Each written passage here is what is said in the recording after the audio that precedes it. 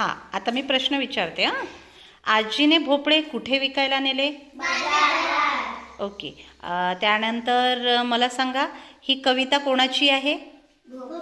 भोपळ्याची. भोपळा आवडतो तुम्हाला खायला?